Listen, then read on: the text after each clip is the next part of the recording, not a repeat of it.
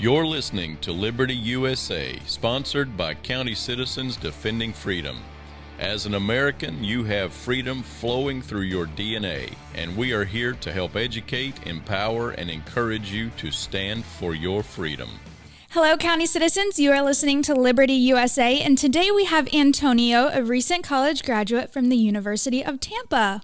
Thanks for having me, Lindsay. Yeah, thanks for being here. So what do you do for CCDF, and how are you connected? So I work for Hillsborough County CCDF. I'm the Administrative and Operations Coordinator. I'm in charge of setting up meetings, doing all of the documents, kind of just coordinating day-to-day operations for our county. Cool. So today's topic is the attack on collegiate liberties. So let's go ahead and get in. So you went to University of Tampa. Mm-hmm. How was that experience? It was interesting, to say the least. I'm from New York. I'm from Syracuse, so it's upstate, right in the middle of New York State. And I came down to Tampa when I was 18 to start my freshman year, and it was just completely different. Living-wise, just climate-wise, it was a really big change. So I actually did 2 degrees at the University of Tampa. In 2016, I started my Bachelor of Science in Entrepreneurship, and I finished that up in 2020.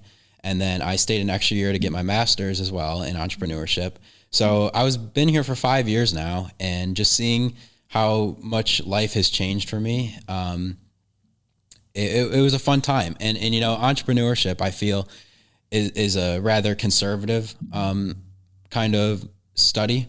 Mm-hmm. And it's something that I think you can't really teach, so it's kind of hypocritical of me to get 2 degrees in it. But going through the process of starting a business, providing value for the economy, it's just always been something I've been interested in. And so my time at the University of Tampa in that aspect was awesome. Mm-hmm. But, with any college comes liberal indoctrination. Right. Well, I want to rewind a little bit. So you grew up in New York. Did you grow up in a conservative family, or was that something that you ventured on your own?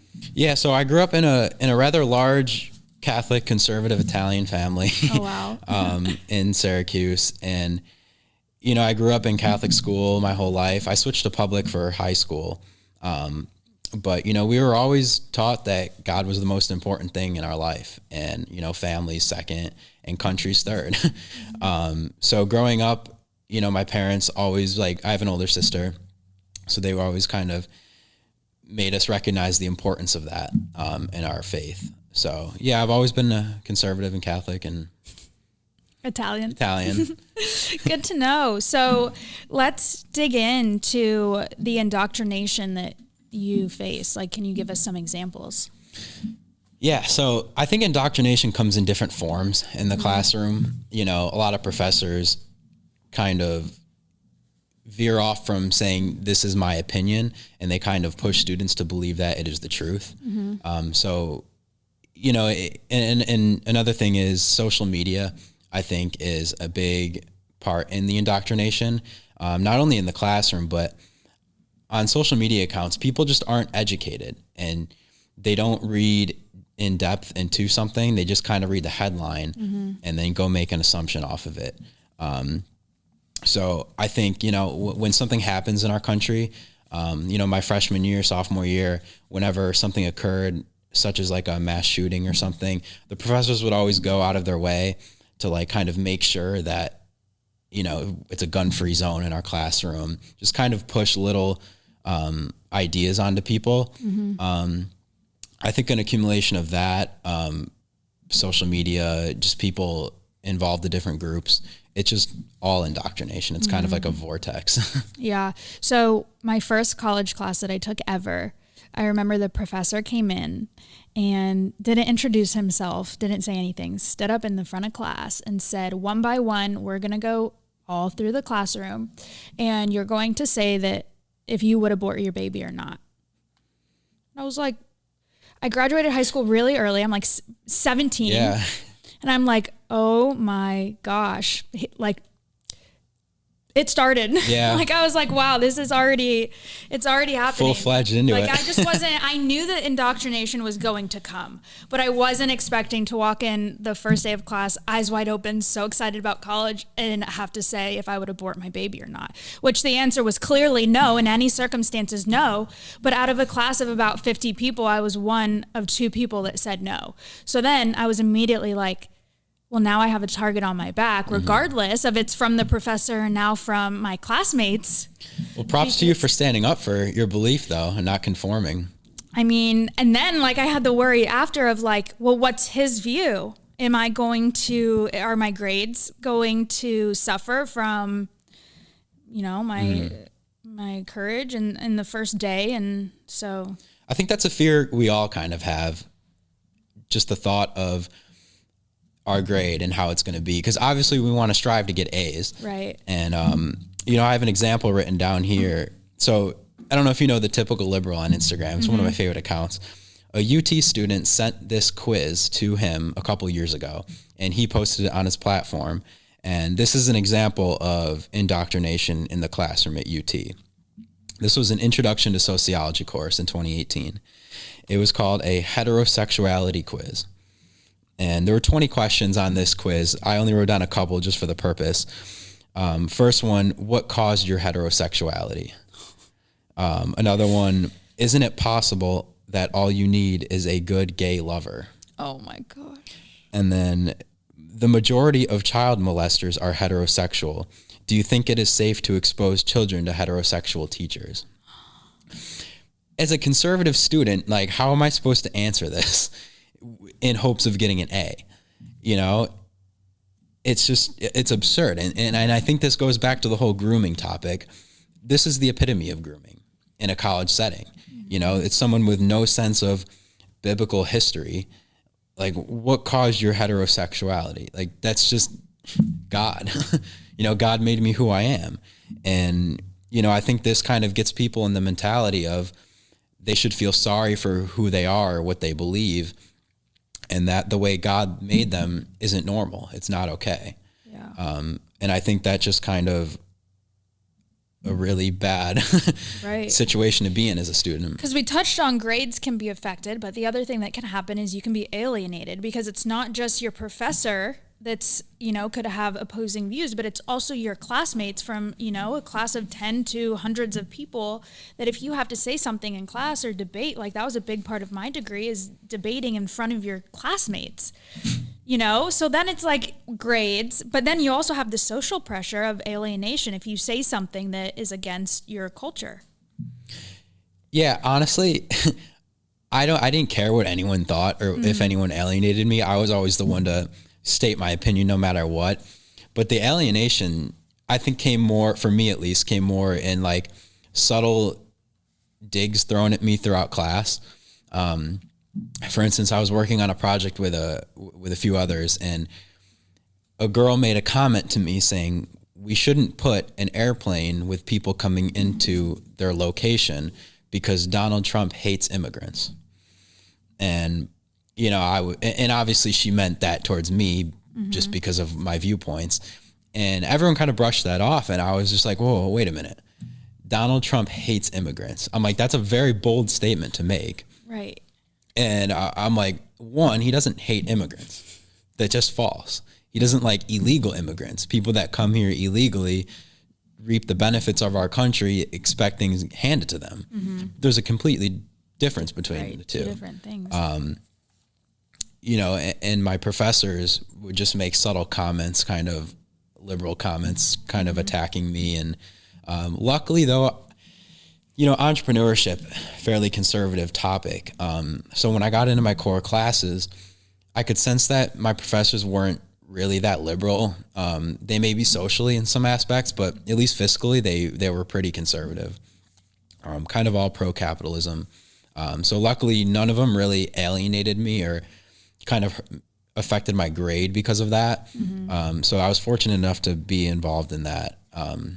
But definitely alienated in class. Right. And there's another situation that I had where it was an ethics class, and this class was something that many students did not look forward to, because it was such a hot topic, issue class that you had to debate, and it was a huge class, and so it was just tensions were always high, and the topics were difficult. And I remember one of the topics one day is my professor's personal beliefs and I didn't even know this was a section really of Christianity until I went through this class, that he was a pacifist and believed that Jesus and all Christians should be completely against war. So no Second Amendment, no arming yourself, no war. And he took it as far to say that if he ever came home to somebody hurting his wife and students, and did use other graphic terms to describe that it wouldn't be his choice to stop it. And how if he had a gun, he wouldn't use it because it's not his decision to make if somebody else lives or dies. And so that sparked a whole nother conversation of more pacifists in class coming up and speaking. And I was like, I didn't even know this was a section of Christianity, first off. And now I need like 2 weeks to process and do my own research based on what I learned. But yeah, it's stuff like that. I just don't understand. You know, it's one thing to believe that and to tell your class that this is what I believe. But I think a lot of professors kind of force that opinion on a class, like force them to believe that Jesus was a pacifist, and that's the only... Because there's no conversation being like, it's like, Jesus was a pacifist, I'm a pacifist, I'm not going to stop someone from hurting my family. Mm-hmm. Like, how do you as a student speak up and be like, well, I believe in the Second Amendment, you know, like I have my concealed carry. Yeah. I don't know. It's just, let me know when you find that out. I mean, I think it comes down to, you know, a lot of these professors have a doctorate in a study, which I'm not downplaying their doctorate by any means. It's impressive that they have a PhD in philosophy and psychology, different subjects like that. But, you know, a lot of these people, right when they finish their degree, they go and teach. They have no real world experience in their industry.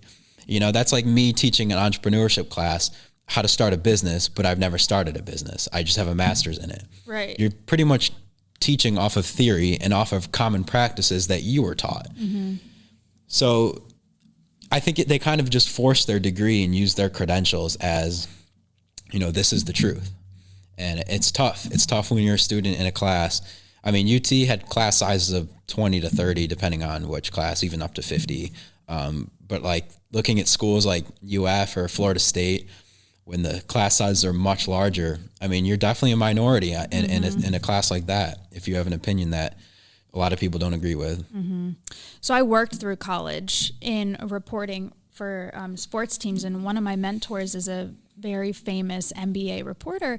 And at the end of every year, we'd sit down together and we'd rewrite my resume. And I had to take this class to graduate. So it was my last semester. I'm gearing up, you know, to go into my career. And it was my last semester. I had to take this stupid class. And it was just basic stuff like how to do your resume, how to fill out your LinkedIn, like stuff that I had already completed since my freshman year of when I knew what I wanted to do.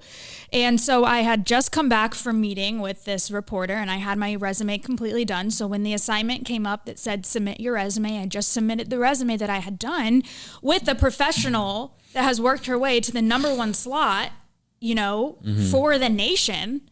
And I got failed. Really? Mm-hmm. And it was because he wanted it very simple. He just wanted experience and then for 3 bullet points. And my resume was a whole page because I had been working and he did not like that. Yeah, that's a prime example of, you know, his way or no way. Right. But he did not work in media and he hadn't for a while.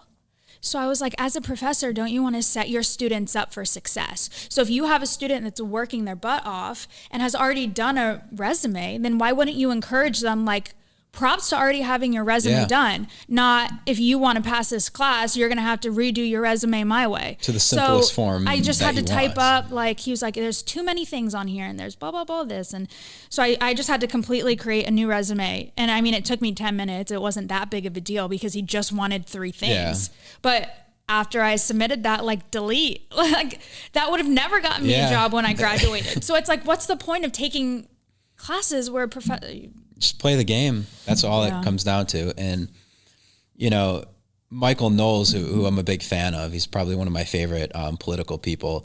He made a comment a couple weeks ago about the recent Supreme Court hearing, or the confirmation. Mm-hmm. And he said that, you know, only in 2022 can you have a woman with 2 degrees from Harvard not know what a woman is. So, you know, it kind of goes back to, your degree doesn't mean anything. It's about what you teach, the practicality of it. And, you know, ultimately if your students respect you or not. Mm-hmm. And I think that's a big part in professors and things that they really need to change. Mm-hmm. Were you a student during the Trump-Hillary election? Fortunately.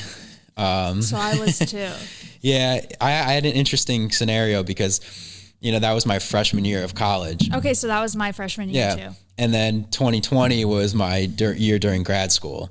So I was lucky enough to be in college for two elections, and it was different. It was different for all 4 years. And, you know, I'll never forget the night of the election. I went to this restaurant with the UT Entrepreneurship Club, and there was like 10 of us maybe. Someone next to me like straight up asked me who I voted for. And I was like, oh, I voted for Donald Trump. And they look at me and they're like, you voted for Trump? And I was like, well, you voted for Hillary? I'm like, and then at that moment, I was like, yeah, this is how it's going to be. It's not going to be good for me. Yeah, it was, you know, I've always, you know, being from New York and anyone around the country, you know, the Trump family, you know, they all have their flaws like everybody else, but they're a genius business family. You know, they created a dynasty around the world. Mm-hmm. And, you know, I've always been a fan of Trump, and, you know, he's tweeted me back a couple times years ago, back when I had a Twitter. And, you know, after the election, the fights were breaking out.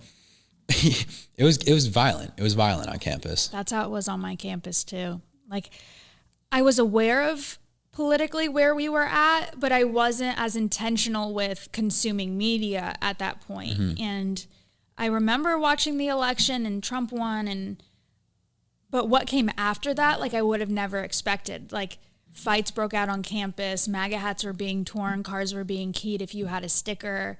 And that's something that I wasn't prepared for because I just hadn't experienced it. And it's my first year at college. And now, I mean, it split our campus because my college was a smaller size, and it split our campus in half. And there were just comments, you know, like, based on your skin color, who you voted for. Which is so ignorant. You know, what stood out to me the most was the school's reaction to it and the professor's reaction to it. We literally had mental health days. Like, for a week straight after the election, classes were canceled. You know, they were sending out emails every day about counseling that people can go to on campus. Number one, that's just abnormal. Mm-hmm. Like, come on, like, we're college age, you know? And two, it's kind of inappropriate to not offer that to the other side in an election like 2020. You know, not that conservatives would need mental health days, you know. I was miserable the day after the election, knowing what the events that took place in the middle of the night. I didn't need counseling. I didn't need a day off. I just went back to work. I went back to school. Mm-hmm. You know, they were approving emotional support animals on campus. My campus too. They brought all these animals in. It's ridiculous. And, you know, it's just abnormal.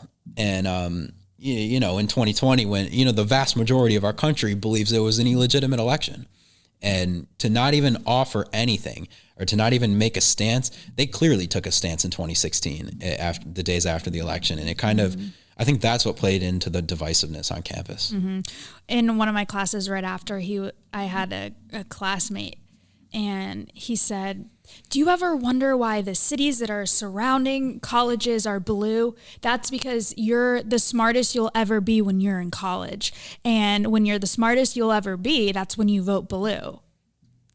And I just remember being in class, and it was like, I am not even going to waste my energy on. Don't even bother. Like, I was never a debater. I was like, I know where I stand, and you can't argue with stupid or you can't. ignorant. So I hope that I grow smarter every single day of my life after college. Like, why put yourself in a box that you're only going to be the they'll realize smartest? economically what voting blue and for these policies like end up happening years to come. Yeah, you'll be the poorest you'll ever be if you keep doing that. if you keep I hate to say blue. it, but it's true.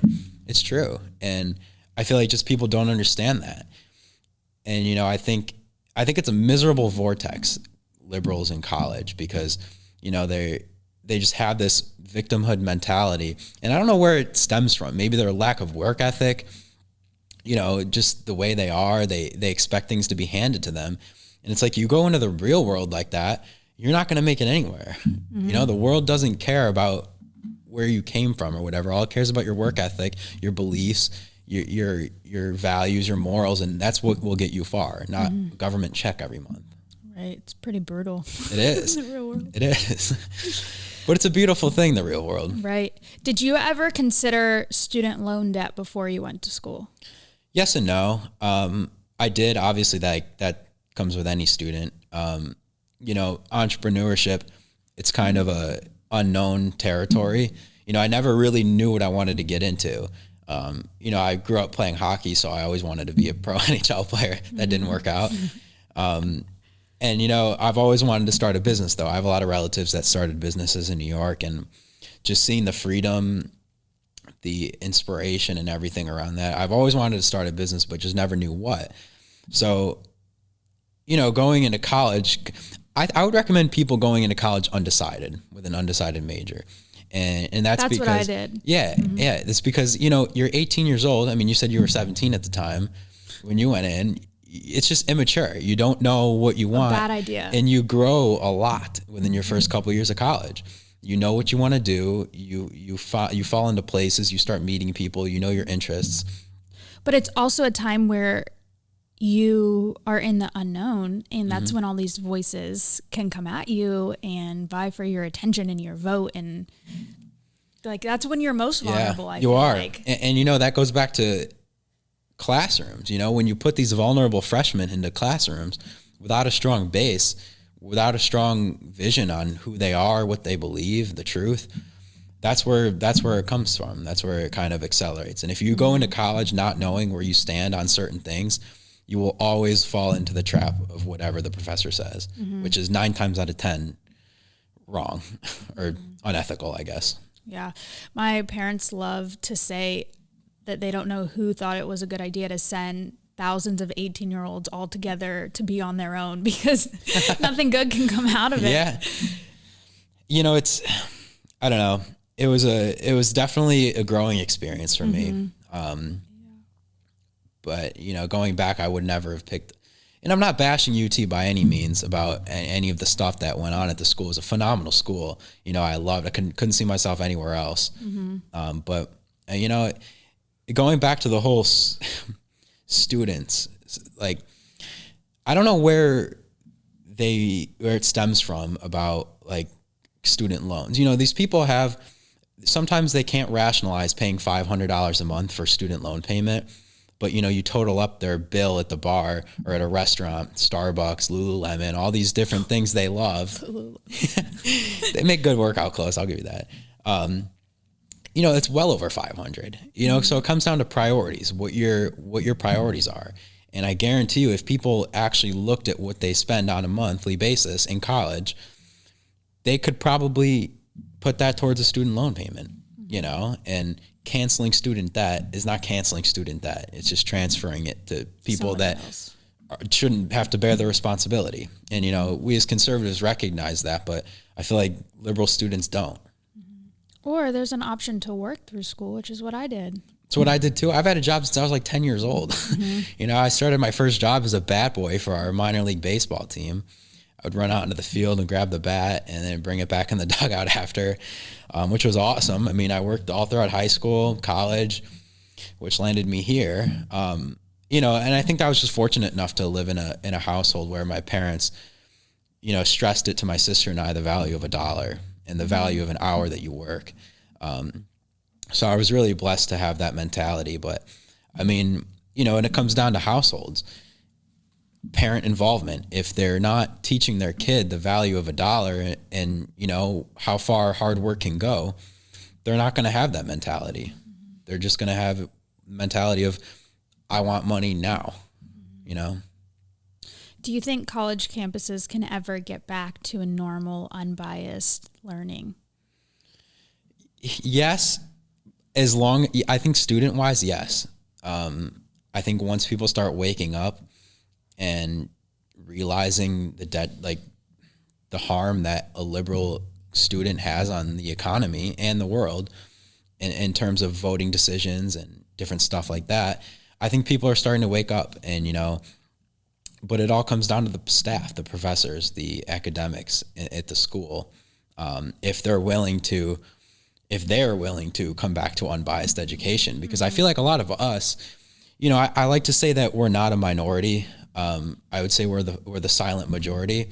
I think a lot of people just are too scared to voice their opinion. And, you know, that's why I'm so passionate about this. And I'm sure you can agree with this. You know, we're doing this to voice our opinions for the people that don't want to hurt their future, which is horrible to say that their future would even be hurt by their political stance. But I think it'll take a whole group effort. And, you know, some schools, some very, very liberal schools, I just think are a lost cause. Yeah. So I was actually talking to a graduate of Yale the other day, and I guess I'll find out if he listens to this podcast. But I asked him when he said that he graduated from Yale, I was like, well, what? Because I went to a smaller school and I faced indoctrination. So I was like, I can't even imagine going to an Ivy League school.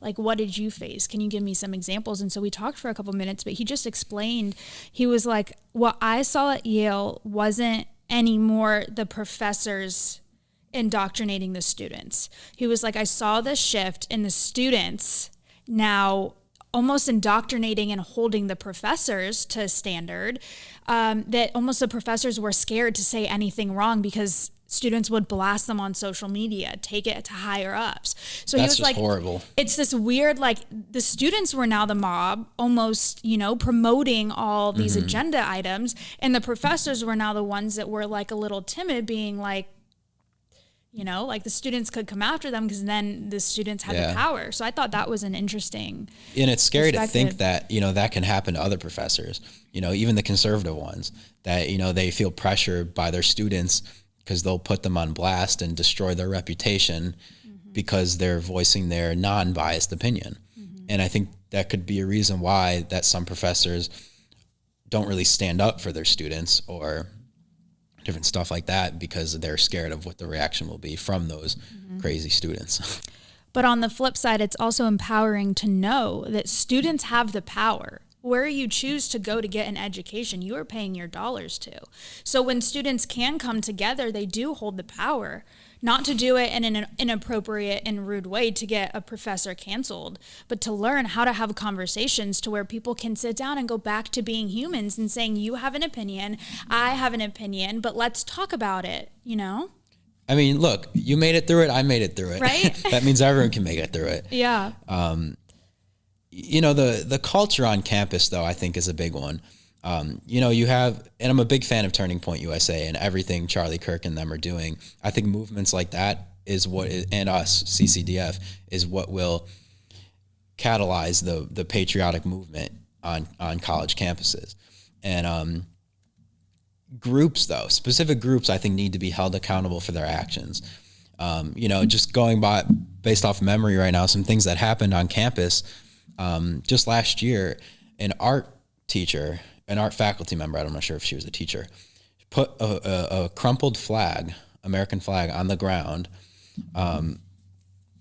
put a stick through it, and that says nationalism in white, and then on the other side it says patriotism. And she titled this "White America: Supremacy, Nationalism, and Patriotism," and was awarded for that. And it was on display in our UT Art Gallery for a while. And, you know, that's just sickening to me, and, you know, still bothers me to this day.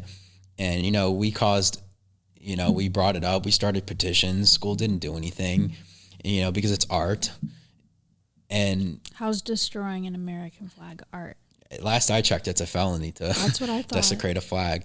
And And, felonies turn to awards. Yeah, I guess so. Interesting.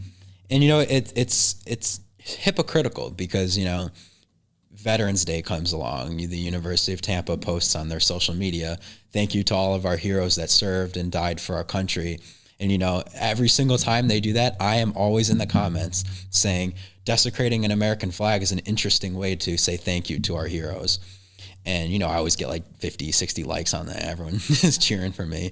But it's just like, it's such a double standard and it's so hypocritical. And I don't even want to think of what would happen if I did that to a rainbow flag, in the art gallery. I would be canceled. My reputation would be done, and it's sickening, to be honest with you. So what do you think students can do if there's like an 18-year-old listening, like about to go to college? What would you recommend to get involved with? Or maybe it's student groups or, finding a solid friend group in the beginning, even though that can be difficult too. But what would you recommend for students going to college that don't want to be indoctrinated? I would say just get involved, find your base, take a week, a month, really know who you are as a person, where you stand, and don't ever let anything deviate you from those standards. And, finding groups on campus to surround yourself with is very important because, they say the people you surround yourself are the people who you're going to become. A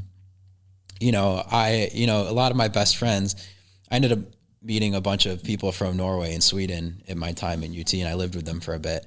And just straight socialists, and they admit it. And, we always just have banter and joke around, and they kind of, take jabs to capitalism, and I'll just kind of have rebuttals for that and about how socialism has failed everywhere.